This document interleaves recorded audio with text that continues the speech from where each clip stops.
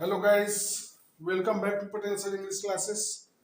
दोस्तों, आज मैं आप लोगों को नरेशन, है ना, डायरेक्ट और इनडायरेक्ट स्पीच पढ़ाने जा रहा हूँ। ठीक है, लेकिन सबसे पहले मेरे चैनल पे अगर आप नए हो तो सबसे पहले चैनल को सब्सक्राइब कर लीजिए, बेल आइकन को दबाइए। कोई कोताही नहीं, कोई, है ना, बेईमानी मत कीजिए। सबसे पहले चैनल को सब्सक्राइब कर लीजिए और आइए हम नरेशन आपको पढ़ाते हैं। ठीक है, तो हम लोग देखते हैं नरेशन क्या है। NARRATION। नरेशन को हम डायरेक्ट और इनडायरेक्ट स्पीच भी करते हैं। डायरेक्ट या इनडायरेक्ट स्पीच भी करते हैं। ठीक है,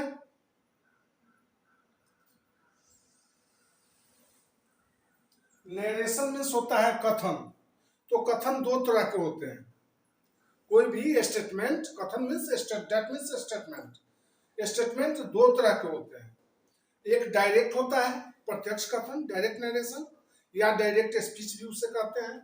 ठीक है, और दूसरा होता है इनडायरेक्ट नरेशन या इनडायरेक्ट स्पीच, अप्रत्यक्ष कथन। तो किसी वक्ता, ओरेटर की कही हुई बात को हम अन्य व्यक्तियों से, किसी थर्ड पर्सन से, दो तरह से उसकी कही हुई बात को हम एक्सप्रेस कर सकते हैं, जाहिर कर सकते हैं। एक तो डायरेक्ट स्पीच के तौर पर, डायरेक्ट नरेशन के तौर पर, जिसकी कही हुई बात को हम किसी अन्य व्यक्ति से कहते हैं, या उसकी कही हुई बात को हम अपने स्तर से, अपने ढंग से एक्सप्रेस करते हैं, तो वह इनडायरेक्ट स्पीच कहलाता है या इनडायरेक्ट नरेशन कहलाता है। समझ गए? तो नरेशन का अर्थ होता है हिंदी में कथन। ठीक है, अब एक नंबर में देखते हैं डायरेक्ट स्पीच। डायरेक्ट स्पीच, प्रत्यक्ष कथन। प्रत्यक्ष कथन। डायरेक्ट स्पीच क्या है, या डायरेक्ट स्पीच ना लिखकर नरेशन भी हम लिख सकते हैं। ठीक है ना, तो किसी वक्ता, वक्ता मीन्स बोलने वाला, की बात को या कही हुई बात को किसी अन्य व्यक्ति से जाहिर करते हैं। किसी वक्ता की बात को किसी अन्य व्यक्ति से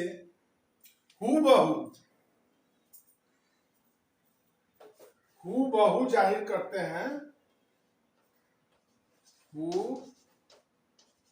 हूबहू जाहिर करते हैं, जाहिर करते हैं या कहते हैं। ठीक है, तो यह वाक डायरेक्ट स्पीच, डायरेक्ट स्पीच या डायरेक्ट नरेशन का वाक कहलाता है। ठीक है, यह वाक कोमा और इन्वर्टेड कोमा के अंदर रहता है। यह वाक कोमा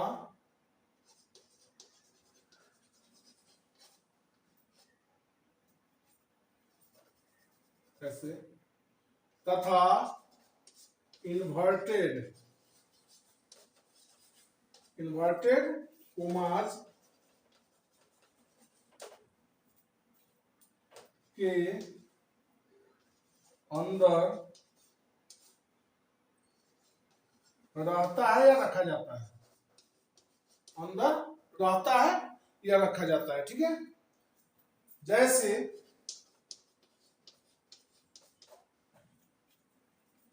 he said,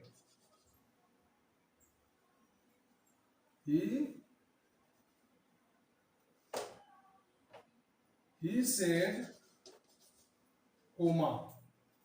अब इन्वर्टेड कोमा में वाक्य को रखेंगे, I am very sad। He said I am very sad। तो देखिए ये जो कही हुई बात है ना, आई एम वेरी सैड, ये इन्वर्टेड कोमा के भीतर है, उससे पहले ये कोमा है। तो यह वाक्य डायरेक्ट स्पीच या डायरेक्ट नरेशन का वाक्य कहलाता है। कोई और एग्जांपल देखते हैं। Ramu says comma, inverted comma में,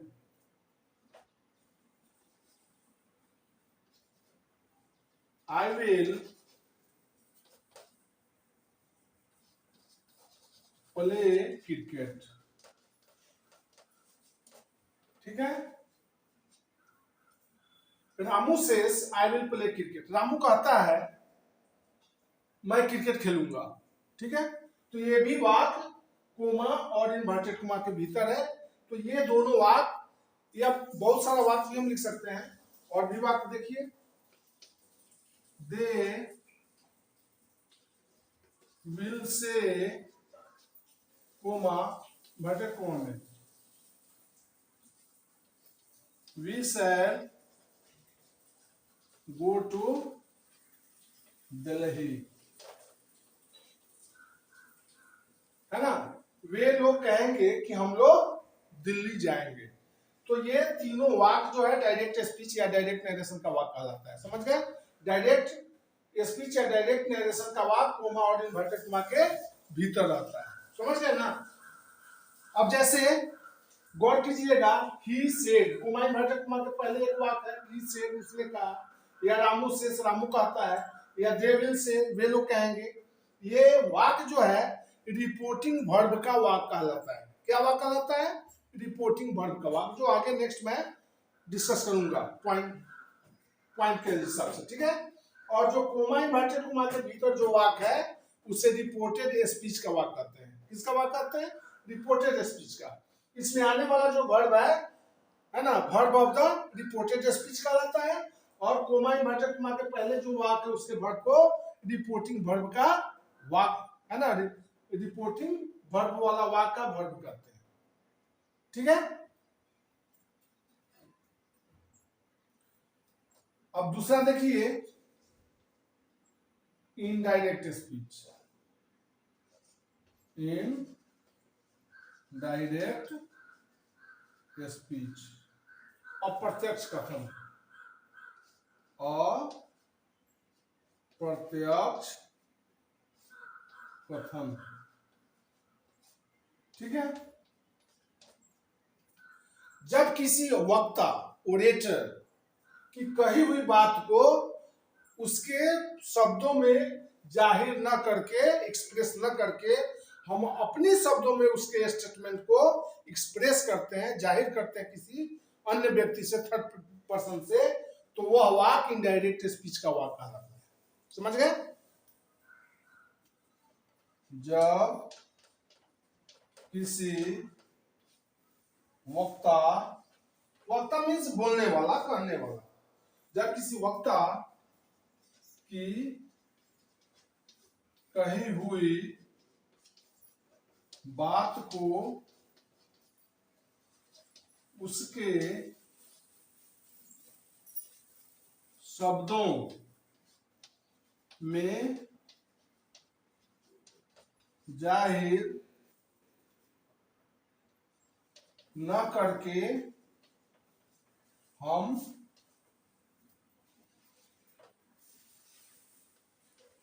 किसी अन्य व्यक्ति से अपने शब्दों में जाहिर करते हैं या एक्सप्रेस करते हैं, जाहिर करते हैं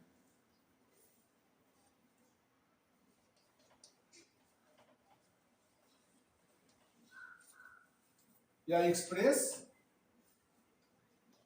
करते हैं,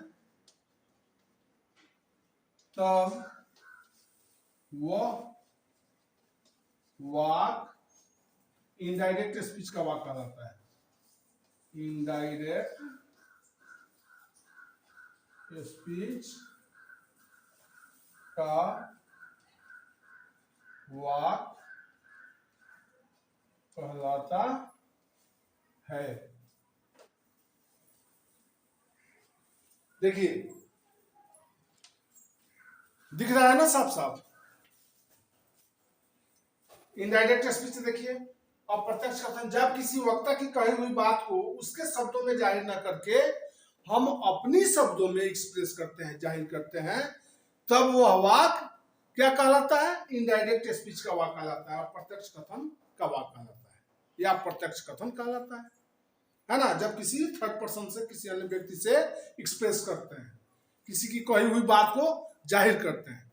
अब ये समझने वाली बात है, आप खुद इसको फील कीजिए कि किसी की कही हुई बात को हम दो तरह से जाहिर करते हैं, एक तो डायरेक्ट स्पीच में और प्रत्यक्ष कथन के रूप में। जो किसी ने अगर कभी आपको या मुझे कोई बात कहा, उसकी कही हुई बात को किसी दूसरे व्यक्ति से, अपने दोस्तों से या किसी अन्य व्यक्ति से जब हम कहते हैं, एक्सप्रेस करते हैं उसकी कही हुई बात को, तो दो तरीके हैं कहने के। एक डायरेक्ट स्पीच में हम कह सकते हैं प्रत्यक्ष कथन के रूप में, जो जैसे कहा हूबहू उसी के रूप में, उसी के शब्दों में हमने जाहिर किया, तो डायरेक्ट स्पीच को कोमा इन्वर्टेड कोमा के अंदर रखा जाता है ना। और दूसरा कहने का तरीका है इनडायरेक्ट स्पीच, अप्रत्यक्ष कथन, जो उसकी कही हुई बात को हम अपने मित्रों से, दोस्तों से या अपने रिलेटिव से जब एक्सप्रेस करते हैं, जाहिर करते हैं उसकी बात को, तो अपनी शब्दों में जाहिर करते हैं, है ना। तो वह इनडायरेक्ट स्पीच का वाक कहलाता है। तो इनडायरेक्ट स्पीच का जो वाक बनेगा, तो उसमें कोमा, इन्वर्टेड कोमा, ये सब नहीं होगा, हट जाएगा, है ना। कोमा, इन्वर्टेड कोमा हटता है तो यहाँ डेट का प्रयोग होता है, ठीक है। दूसरा, अब ये चेंज ऑफ टेंस है। चेंज ऑफ टेंस, जैसे अब पास्ट टेंस में है रिपोर्टिंग वर्ब, तो ये रिपोर्टेड स्पीच का भी टेंस पास्ट टेंस में ही जाएगा। अब किस टेंस में जाएगा, जब टेंस और चेंज ऑफ टेंस लिखाएंगे तो बताएंगे, ठीक है। कोमा इन्वर्टेड कोमा हटता है तो डेट का प्रयोग होता है। एक बात जान जाइए कि अगर रिपोर्टिंग वर्ब प्रेजेंट टेंस में या फ्यूचर टेंस में हो, तो रिपोर्टेड स्पीच के टेंस में कहीं कोई परिवर्तन नहीं होता है। यह बात नोट कर लीजिए दिमाग में, ठीक है ना। अब इसका एग्जांपल, इसी को चेंज करके मैं इनडायरेक्ट स्पीच में एग्जांपल लिखा रहा हूं, ठीक है, लेकिन मुझे दिखेगा नहीं, ऊपर वाला मिटा देता हूं।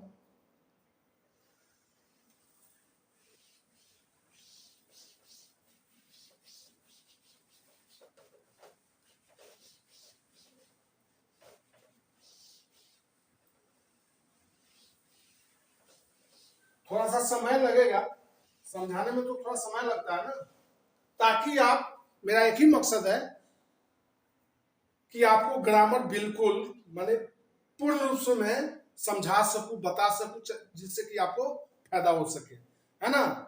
तो देखिए, अब इसका इनडायरेक्ट स्पीच का एग्जांपल मैं दिखा रहा हूं,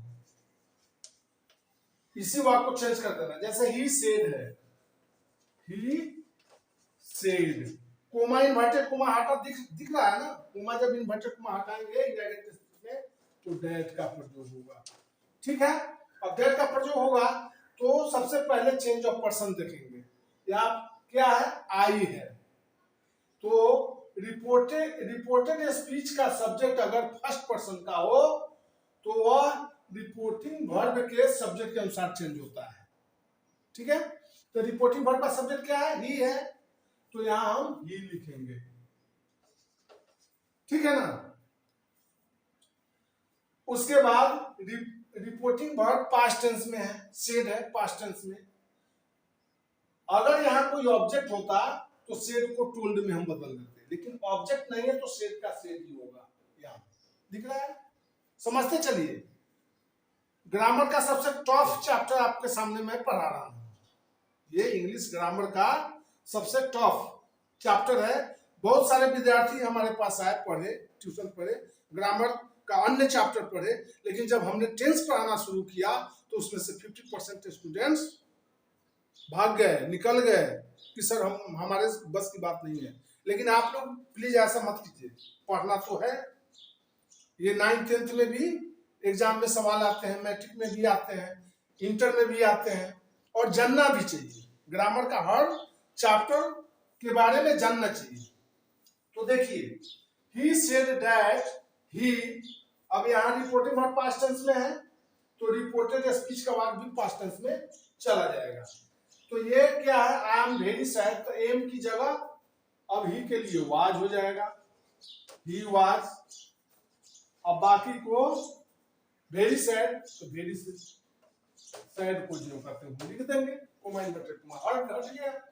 he said that he was very sad, उसने कहा कि वह बहुत उदास था। ठीक है।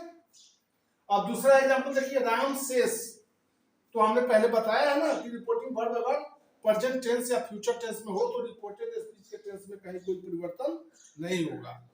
जब कब परिवर्तन होगा रिपोर्टेड स्पीच के टेंस में, जब रिपोर्टिंग वर्ब पास्ट टेंस में रहे, जैसे यहां था। ठीक है। तो क्या होगा, रामू सेस, यहां भी अगर ऑब्जेक्ट होता तो सेस को हम टेंस में बदल देते, लेकिन ऑब्जेक्ट नहीं है तो सेस को सेस ही रहने देंगे। कोमा इन्वर्टेड कोमा हटेगा तो दैट का प्रयोग करेंगे। ठीक है।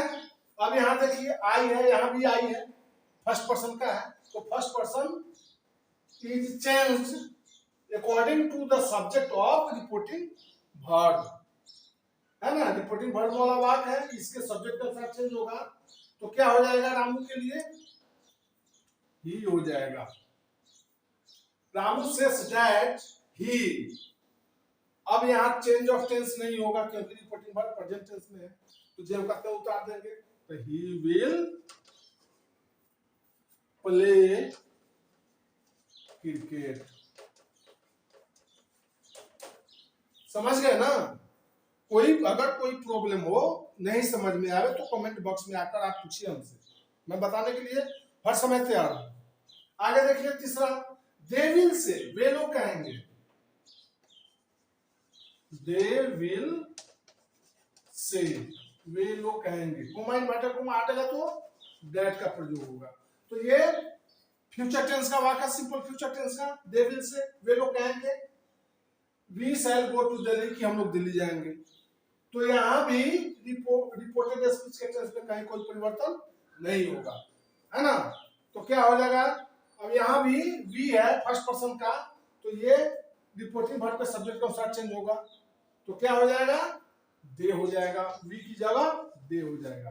दे, अब सेल है तो दे के साथ तो सेल आएगा नहीं, आई वी के साथ सेल आता है ना। तो यहां दे के लिए विल हो जाएगा, they will go to Delhi, they will say that they will go to Delhi. समझ गए। अब इसके आगे अगर मैं लिखाता हूं, जैसे कुछ पॉइंट है ना, उसके बारे में, जैसे रिपोर्टिंग वर्ब क्या है, रिपोर्टेड स्पीच क्या है, what is the verb of reported speech, what is the subject of reporting verb, इसके बारे में मैं तो बता चुका हूं, लेकिन लिखा भी दूंगा, जो नेक्स्ट वीडियो में मैं लिखाऊंगा। अब ये बहुत लंबा वीडियो हो जाएगा, है ना। मेरा वीडियो देखने के लिए बहुत बहुत धन्यवाद। मैं उम्मीद करता हूं कि पूरा वीडियो जरूर देखे होंगे और कुछ ना कुछ सीखते रहिए। Thank you. ओके।